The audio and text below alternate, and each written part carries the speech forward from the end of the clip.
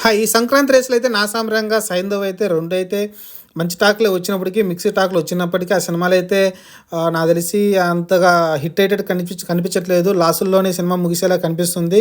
2 సినిమాలు కూడా నియర్లీ దాదాపు 40, 45 కోట్ల నెట్ అయితే రావాలి వాళ్ళకైతే. కానీ ఫస్ట్ రోజు వచ్చిన కలెక్షన్‌లు చూస్తే ఎందుకంటే థియేటర్ తక్కువేంటి అనుకోవచ్చు. ఎందుకంటే 6 కోట్లు గ్రాస్ వచ్చింది. అది కంటిన్యూషన్ చేయాలి ఈ పండగ 3 రోజులైతే. కానీ కంటిన్యూషన్ చేయలేకపోతున్నాయి. ఎందుకంటే రెండో రోజుకి వచ్చేసరికి 50% అయితే డ్రాప్ అయిపోయింది.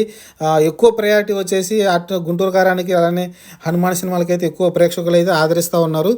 మొదటి రోజు కాబట్టి జస్ట్ వాళ్ళ వాళ్ళ అభిమాని వరకు చూసినట్టున్నారు సినిమాని తప్ప న్యూట్రల్ ప్రేక్షకులు కానీ లేకుంటే ఫ్యామిలీ ఆడియన్స్ కానీ ఎవరైతే ఈ సినిమాకి అయితే వెళ్ళట్లేదు. అది కొంచెం మైనస్ అనుకోవచ్చు.